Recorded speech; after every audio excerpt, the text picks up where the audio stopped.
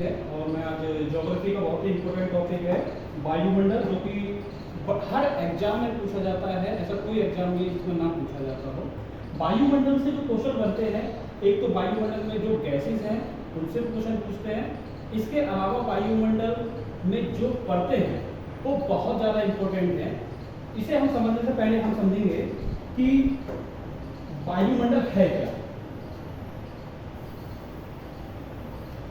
ये हमारी एक पृथ्वी है जिसका आकार जो है वो जियोइड आकार का माना जाता है।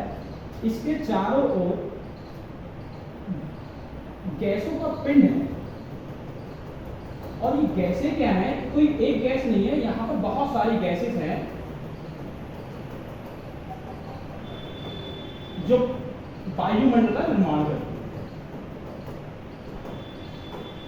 अब अगर हम ये बात करें कि ये वायुमंडल पृथ्वी पर टिका कैसे है, तो हम ये समझेंगे कि इसे टिका होने का एक कारण तो होगा कुछ ना कुछ। तो टिके होने का इसका कारण जो है, इसका कारण जो है वो है पृथ्वी का गुरुत्वाकर्षण बल।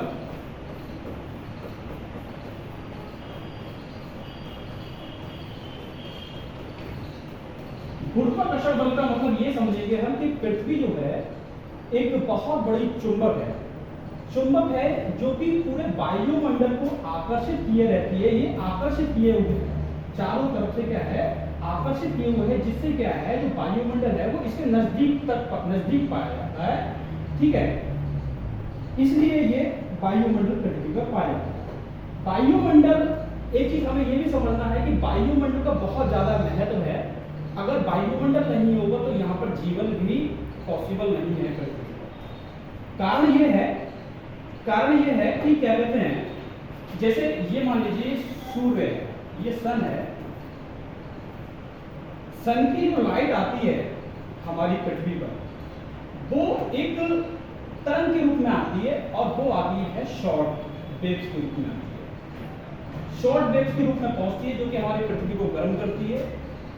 लेकिन जब ये आती है तो हमारी पृथ्वी गर्म हो जाती है। जब उसके बाद जब हम देखते हैं कि दोपहर के 12 बजे के बाद धीरे धीरे टेम्परेचर कम होने लगता है, यानी 12 बजे बहुत गर्मी होती है, फिर उसके बाद 2-3 बजे शाम तक मतलब टेम्परेचर कम हो जाता है। उसका कारण ये है क्योंकि जब ये आई है, जो तरंग आई है, जिस फॉर्म में आई है, उसे हम बोलते हैं लघु तरंग के रूप में आती है। किस फॉर्म में आती है? लघु तरंग के रूप में आती है, शॉर्ट वेव्स के।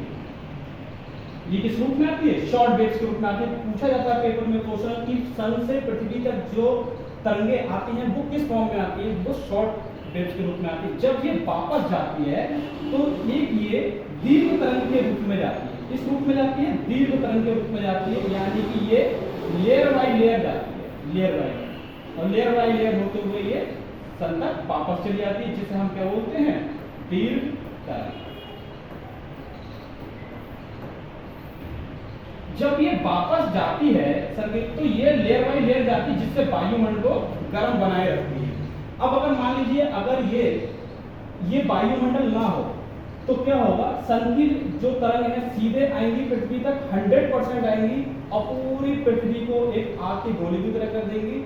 जब वापस जाएंगी तो क्या होगा? पूरी तरीके से पृथ्वी बिल्कुल बर्फ में तब्दील हो जाएगी, जिससे क्या है यहाँ पर जीवन संभव नहीं हो पाएगा। इसलिए वायुमंडल का बहुत ज्यादा महत्व है। अब हम समझेंगे कि वायुमंडल जो है,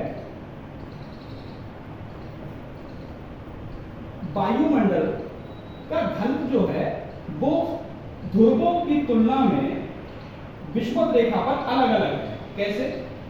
ये समझते हैं हम आगे।